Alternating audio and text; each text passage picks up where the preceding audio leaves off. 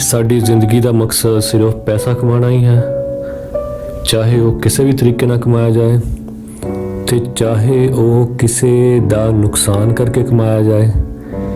ਕਿ ਜ਼ਿੰਦਗੀ ਪ੍ਰਤੀ ਇਸ ਵਤੀਰੇ ਦਾ ਅੰਤ ਬਹੁਤ ਅੱਛਾ ਹੁੰਦਾ ਹੈ।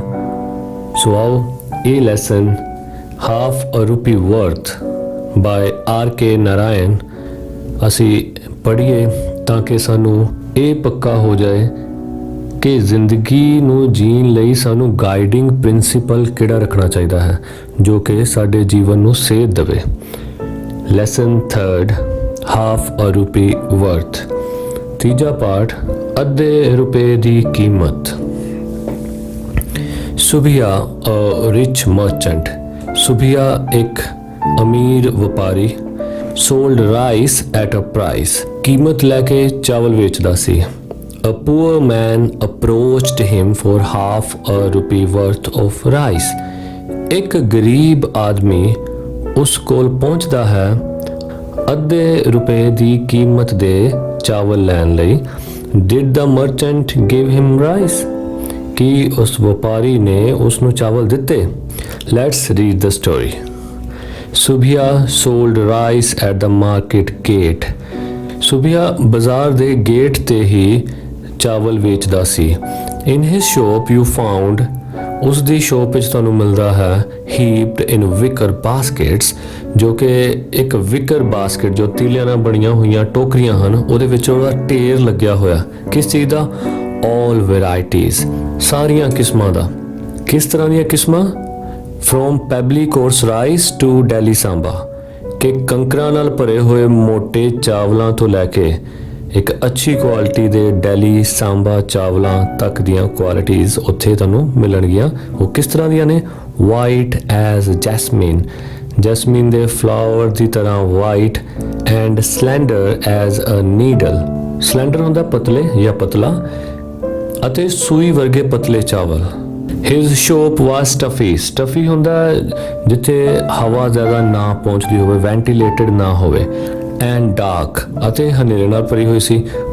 He loved the smell of gunny sack of rice and husk, ਉਹ ਚਾਵਲਾਂ ਅਤੇ ਛਿਲਕਿਆਂ ਦੀ ਬੋਰੀਆਂ ਦੀ ਸਮੈਲ ਨੂੰ ਬਹੁਤ ਪਸੰਦ ਕਰਦਾ ਸੀ। Through good times and bad he flourished, ਚੰਗੇ ਅਤੇ ਮਾੜੇ ਸਮੇਂ ਦੌਰਾਨ ਵੀ ਉਹ ਤਰੱਕੀ ਕਰਦਾ ਰਿਹਾ। There were days of drought, ਸੋਕੇ ਦੇ ਦਿਨ ਵੀ ਸਨ, when paddy did not come up, ਜਦੋਂ ਕਿ ਝੋਨੇ ਦੀ ਫਸਲ ਨਹੀਂ ਆਈ, and the rice mills were silenced, ਅਤੇ ਜਦੋਂ ਚਾਵਲਾਂ ਦੀਆਂ ਮਿੱਲਾਂ ਵੀ ਖਾਮੋਸ਼ ਸਨ, when people looked hollow-eyed and half dead, hollow-eyed ਹੁੰਦਾ ਜਦੋਂ ਕਿਸੇ ਚੀਜ਼ ਦੀ ਆਸ ਨਾ ਹੋਵੇ, ਬੁੱਝੀਆਂ ਹੋਈਆਂ ਅੱਖਾਂ ਹੋਣ, ਅੱਖਾਂ ਵਿੱਚ ਜਦੋਂ ਉਮੀਦ ਖਤਮ ਹੋ ਜਾਏ। ਜਦੋਂ ਲੋਕਾਂ ਦੀਆਂ ਅੱਖਾਂ ਵਿੱਚ ਉਮੀਦ ਨਹੀਂ ਸੀ ਅਤੇ ਉਹ ਅੱਧ ਮਰੇ ਸਨ। ਬਟ ਈਵਨ ਦੈਨ, ਪਰ ਉਦੋਂ ਵੀ, ਹੀ ਨੈਵਰ ਕਲੋਜ਼ਡ ਹਿਜ਼ ਸ਼ੋਪ, ਉਸਨੇ ਆਪਣੀ ਦੁਕਾਨ ਕਦੀ ਵੀ ਬੰਦ ਨਹੀਂ ਕੀਤੀ। If he did note find stuff for 20 baskets, ਜੇ ਉਸਨੂੰ 20 ਟੋਕਰੀਆਂ ਦਾ ਸਮਾਨ ਨਾ ਵੀ ਮਿਲਦਾ, ਹੀ scoured the countryside and filled at least 2 baskets, ਤਾਂ ਉਹ ਪੇਂਡੂ ਇਲਾਕੇ, ਕੰਟਰੀ ਸਾਈਡ ਹੁੰਦਾ ਪਿੰਡ, ਤਾਂ ਉਹ ਪੇਂਡੂ ਇਲਾਕਿਆਂ ਵਿੱਚ ਆਪ ਘੁੰਮਦਾ ਅਤੇ ਘੱਟੋ ਘੱਟ 2 ਟੋਕਰੀਆਂ ਤਾਂ ਜ਼ਰੂਰ ਭਰ ਲਿਆਂਦਾ। ਐਂਡ ਸੋਲਡ them, ਅਤੇ ਉਹਨਾਂ ਨੂੰ ਵੇਚ ਦਿੰਦਾ। There were times when the harvest was so rich, ਇਹੋ ਜਿਹੇ ਸਮੇਂ ਵੀ ਸਨ ਜਦੋਂ ਕਿ ਫਸਲਾਂ ਦਾ ਝਾੜ ਬਹੁਤ ਵਧੀਆ ਮਾਤਰਾ 'ਚ ਹੋਇਆ। He could hardly accept a quarter of the grain that was offered, ਜਦੋਂ ਕਿ ਉਹ ਉਸ ਕੋਲ ਆਈ ਕਣਕ ਦਾ ਸਿਰਫ ਚੌਥਾ ਹਿੱਸਾ ਹੀ ਖਰੀਦ ਪਾਉਂਦਾ। ਇਹੋ ਜਿਹੇ ਸਮੇਂ ਵੀ ਆਏ ਸਨ। When it seemed a fool's business to be selling rice, ਉਸ ਸਮੇਂ ਦੌਰਾਨ ਜਦੋਂ ਕਿ ਇਸ ਬਿਜ਼ਨਸ ਨੂੰ ਮੂਰਖਾਂ ਦਾ ਬਿਜ਼ਨਸ ਕਿਹਾ ਜਾਂਦਾ, ਉਸ ਵੇਲੇ ਵੀ ਉਹ ਰਾਈਸ ਵੇਚਦਾ ਰਿਹਾ। If you sold rice all day and night, ਜੇ ਤੁਸੀਂ ਦਿਨ ਰਾਤ ਚਾਵਲ ਵੇਚਦੇ ਹੋ, you could not hope for a profit of even 50 rupees, ਤੇ ਤੁਹਾਨੂੰ ਉਸ ਵੇਲੇ ਸਿਰਫ 50 ਰੁਪਏ ਦੇ ਪ੍ਰੋਫਿਟ ਦੀ ਵੀ ਆਸ ਨਹੀਂ। They called it depression in the trade, ਤਾਂ ਲੋਕੀ ਇਸ ਨੂੰ ਵਪਾਰ ਵਿੱਚ ਨਿਗਾਰ ਦਾ ਨਾਮ ਦਿੰਦੇ ਹਨ ਕਿ ਘਾਟਾ ਚੱਲ ਰਿਹਾ ਹੈ। But Subbiah survived all ups and downs. ਪਰ ਸੁਬੀਆ ਜਿਹੜਾ ਇਸ ਬਿਜ਼ਨਸ ਵਿੱਚ ਬਚਿਆ ਰਿਹਾ, ਤਮਾਮ ਊਚ ਨੀਚ ਇਸ ਬਿਜ਼ਨਸ ਵਿੱਚ ਹੋਣ ਦੇ ਬਾਵਜੂਦ ਵੀ। ਰਾਈਸ ਵਾਜ਼ ਇਨ ਹਿਜ਼ ਬਲੱਡ। ਚਾਵਲ ਉਸਦੇ ਖੂਨ ਵਿੱਚ ਸਨ। He had served as an unpaid apprentice when his father ruled. Apprentice ਹੁੰਦਾ ਉਹ ਸਮਾਂ ਜਦੋਂ ਤੁਸੀਂ ਕੋਈ ਕੰਮ ਸਿੱਖਦੇ ਹੋ ਤੇ ਉਹ ਸਮੇਂ ਦੌਰਾਨ ਤੁਸੀਂ ਘੱਟ ਤਨਖਾਹ ਤੇ ਵੀ ਮੰਨ ਜਾਂਦੇ ਹੋ। ਉਸ ਪੀਰੀਅਡ ਨੂੰ ਕਿਹਾ ਜਾਂਦਾ ਹੈ apprenticeship. Okay, he had served as an unpaid apprentice when his father ruled.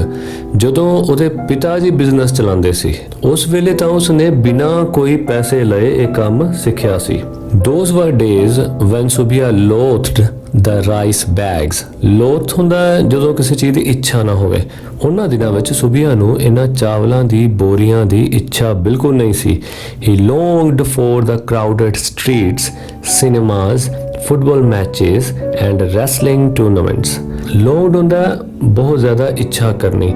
ਉਹ ਬਹੁਤ ਜ਼ਿਆਦਾ ਇੱਛਾ ਕਰਦਾ ਸੀ crowded streets ਦੀ, ਭੀੜ ਭਾੜ ਵਾਲੀਆਂ ਗਲੀਆਂ ਦੀ, ਸਿਨੇਮਾ ਦੀ, ਫੁੱਟਬਾਲ ਮੈਚਿਸ ਦੀ ਤੇ ਰੈਸਲਿੰਗ ਦੇ ਜਿਹੜੇ ਟੂਰਨਾਮੈਂਟ ਹੁੰਦੇ ਸੀ ਉਹ ਦੇਖਣਾ ਪਸੰਦ ਕਰਦਾ ਸੀ। which he saw through the crowded shop door, ਜਿਹੜੇ ਕਿ ਉਹ ਇੱਕ ਭੀੜ ਭਾੜ ਵਾਲੀ ਦੁਕਾਨ ਦੇ ਬਾਹਰ ਖੜ ਕੇ ਦੇਖਦਾ ਹੁੰਦਾ ਸੀ। but his father more or less kept him chained to the shop. ਪਰ ਉਸ ਦੇ ਪਿਤਾ ਜੀ ਉਹਨੂੰ ਗਾਹੇ ਬਗਾਹੇ ਦੁਕਾਨ ਦੇ ਨਾਲ ਬੰਨੀ ਰੱਖਦੇ and discouraged his outside interests. ਅਤੇ ਉਹਨਾਂ ਨੇ ਉਸ ਦੇ ਬਾਹਰੀ ਰੁਝਾਨਾਂ ਤੋਂ ਉਸ ਨੂੰ ਨਿਰਾਸ਼ ਕੀਤਾ। Boys should be horse whipped if they are not to become brigands. Boys should be horse whipped. Horse ਹੁੰਦੇ ਘੋੜੇ, whipped ਯਾਨੀ ਘੋੜਿਆਂ ਨੂੰ ਮਾਰਿਆ ਜਾਣ ਵਾਲਾ ਚਾਬੁਕ। if they are not to become brigands. brigands ਹੁੰਦੇ ਨੇ ਚੋਰ, ਲੁਟੇਰੇ, ਬਦਮਾਸ਼।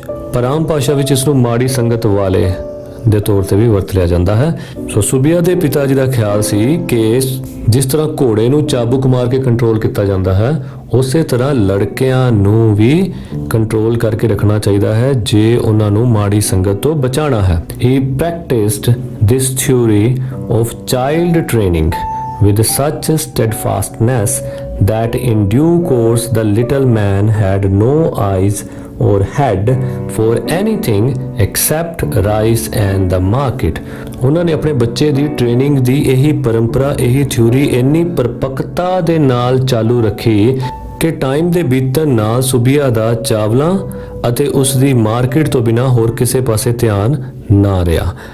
When his father died, ਜਦੋਂ ਉਸ ਦੇ ਪਿਤਾ ਜੀ ਦੀ ਡੈਥ ਹੋਈ, he slid in so nicely that ਸੁਬੀਆ ਨੇ ਇਸ ਦੁਕਾਨ ਦੀ ਜ਼ਿੰਮੇਵਾਰੀ ਦਾ ਭਾਰ ਆਪਣੇ ਉੱਤੇ ਇੰਨੀ ਬਖੂਬੀ ਨਾਲ ਟ੍ਰਾਂਸਫਰ ਕੀਤਾ, nobody noticed the difference, ਕਿ ਕਿਸੇ ਨੂੰ ਵੀ ਇਹ ਫਰਕ ਮਹਿਸੂਸ ਨਹੀਂ ਹੋਇਆ ਕਿ ਇਹ ਦੁਕਾਨ ਚਲਾਉਣ ਦੇ ਮਾਮਲੇ ਵਿੱਚ ਆਪਣੇ ਫਾਦਰ ਤੋਂ ਕਿਸੇ ਨਾਲੋਂ ਵੀ ਘੱਟ ਹੈ। Most people thought, ਕਾਫੀ ਸਾਰੇ ਲੋਕ ਇਹ ਸੋਚਦੇ ਸਨ that the old man was still there counting cash, ਕਿ ਉਹ ਬਜ਼ੁਰਗ ਵਿਅਕਤੀ ਹਜੇ ਵੀ ਉੱਥੇ ਬੈਠਾ ਹੈ ਨੋਟ ਗਿਣਦਾ ਹੋਇਆ। Business prospered, ਬਿਜ਼ਨਸ ਵੱਧਦਾ ਗਿਆ। ਸੁਬੀਆ kept 5 prized cows and buffaloes. ਸੁਬੀਆ ਨੇ 5 ਬੇਸ਼ਕੀਮਤੀ ਗਾਵਾਂ ਅਤੇ ਮੱਝਾਂ ਰੱਖੀਆਂ, whose milk, curd and butter he and his wife and 5 children had day and night, ਕਿ ਜਿਨ੍ਹਾਂ ਦਾ ਦੁੱਧ, ਦਹੀਂ ਅਤੇ ਮੱਖਣ ਦਾ ਸੇਵਨ ਉਸ ਦੀ ਘਰਵਾਲੀ, ਉਸ ਦੇ 5 ਬੱਚੇ ਦਿਨ ਰਾਤ ਕਰਦੇ ਸਨ। and then became rotund and balloon like, ਅਤੇ ਉਹ ਖਾ ਕੇ ਗੋਲ ਮਟੋਲ ਅਤੇ ਗੁਬਾਰੇ ਵਰਗੇ ਹੋ ਗਏ। He owned 30 acres of land in a nearby village. ਉਸ ਨੇ 30 ਏਕੜ ਜ਼ਮੀਨ ਨਾਲ ਦੇ ਪਿੰਡ ਵੀ ਖਰੀਦ ਲਈ। and visited it once a month to survey his possessions. possessions ਹੁੰਦਾ ਕਬਜ਼ਾ, ਅਤੇ ਮਹੀਨੇ 'ਚ ਇੱਕ ਵਾਰੀ ਦੇਖ ਆਂਦਾ ਸੀ ਆਪਣੇ ਕਬਜ਼ੇ ਦੀ ਤਸੱਲੀ ਲਈ ਕਿ ਕਿਸੇ ਹੋਰ ਨੇ ਤਾਂ ਨਹੀਂ ਕਬਜ਼ਾ ਕੀਤਾ। ਐਂਡ ਮੇਕ ਸ਼ੋਰ ਦੇ ਵਰ ਇਨਟੈਕਟ। ਇੱਥੇ ਆਇਰੀਟੈਕਟ ਲਿਖਿਆ, ਆਇਰੀਟੈਕਟ ਕੋਈ ਸ਼ਬਦ ਨਹੀਂ ਹੁੰਦਾ, ਮੇਰੇ ਖਿਆਲ 'ਚ ਇਨਟੈਕਟ ਜ਼ਿਆਦਾ ਇੱਥੇ ਸੂਟ ਕਰ ਰਿਹਾ। ਸੋ ਦੇ ਵਰ ਇਨਟੈਕਟ, ਇੰਟੈਕਟ ਹੁੰਦਾ ਵੀ ਬਰਕਰਾਰ ਹਨ, ਉੱਥੇ ਹਨ ਕਿ ਕੋਈ ਹੋਰ ਤਾਂ ਨਹੀਂ ਉਹਨੂੰ ਹੜੱਪ ਕੇ ਲੈ ਗਿਆ। He lent money at exorbitant rates of interest and if people failed to pay he acquired their houses. ਉਹ ਬਹੁਤ ਜ਼ਿਆਦਾ ਵਿਆਜ ਦਰ ਤੇ ਲੋਕਾਂ ਨੂੰ ਕਰਜ਼ਾ ਦਿੰਦਾ ਅਤੇ ਜੇ ਲੋਕ ਕਰਜ਼ੇ ਦੀ ਅਦਾਇਗੀ ਨਾ ਕਰ ਪਾਉਂਦੇ ਤਾਂ ਉਹ ਉਹਨਾਂ ਦੇ ਘਰ ਹੜੱਪ ਲੈਂਦਾ। ਹੀ ਬਿਕੇਮ swollen with money। ਉਹ ਪੈਸੇ ਨਾਲ ਫੁੱਲ ਗਿਆ। ਹੀ sent his children to a school। ਉਸ ਨੇ ਆਪਣੇ ਬੱਚਿਆਂ ਨੂੰ ਇੱਕ ਸਕੂਲ ਭੇਜਿਆ। bought them brocaded caps। ਉਹਨਾਂ ਨੂੰ brocaded caps ਖਰੀਦ ਦਿੱਤੀਆਂ and velvet coats ਅਤੇ ਮਖਮਲੀ ਕੋਟ ਵੀ ਲੈ ਦਿੱਤੇ। and paid a home tutor to shout the lessons at the top of his voice। top of his voice ਹੁੰਦਾ ਜਿੰਨੀ ਉੱਚੀ ਉਹ ਬੋਲ ਸਕਦਾ। ਇੱਕ ਟਿਊਟਰ ਅਰੇਂਜ ਕਰ ਦਿੱਤਾ, ਟਿਊਸ਼ਨ ਪੜ੍ਹਾਉਣ ਵਾਲਾ ਜਿਹੜਾ ਘਰ ਆ ਕੇ ਟਿਊਸ਼ਨ ਪੜ੍ਹਾਉਂਦਾ ਸੀ ਤੇ ਬੱਚਿਆਂ ਨੂੰ ਉੱਚੀ ਉੱਚੀ ਬੋਲ ਕੇ ਉਹਨਾਂ ਦੇ ਲੈਸਨਸ ਸੁਣਾਉਂਦਾ ਸੀ। ਐਵਰੀ ਈਵਨਿੰਗ ਅੰਡਰ ਅ ਲੈਂਪ ਇਨ ਦਾ ਹਾਲ। ਇੱਕ ਹਾਲ ਕਮਰੇ ਵਿੱਚ ਲੈਂਪ ਦੀ ਰੋਸ਼ਨੀ ਵਿੱਚ ਉਹ ਇਹ ਕੰਮ ਕਰਦਾ ਸੀ। ਹੀ ਲੋਡਡ ਹਿਜ਼ ਵਾਈਫ ਵਿਦ 골ਡ ornaments। ਉਸਨੇ ਆਪਣੀ ਪਤਨੀ ਨੂੰ ਸੋਨੇ ਦੇ ਗਹਿਣਿਆਂ ਨਾਲ ਭਰ ਦਿੱਤਾ। and draped her in gaudy Banaras silk।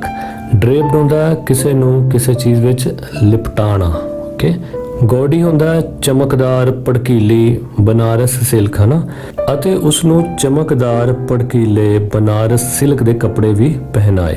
He added on to his house 2 more stories and several halls। ਉਸਨੇ ਆਪਣੇ ਘਰ ਵਿੱਚ 2 ਮੰਜ਼ਲਾਂ ਹੋਰ ਬਣਾਈਆਂ ਅਤੇ ਕਈ ਹਾਲ ਵੀ ਬਣਾਏ। and painted all the walls with a thick blue oil paint। ਅਤੇ ਸਾਰੀਆਂ ਦੀਵਾਰਾਂ ਨੂੰ ਗੂੜੇ ਨੀਲੇ oil paint ਕਰਵਾਏ। and covered them with hundreds of pictures of gods in gilt frames।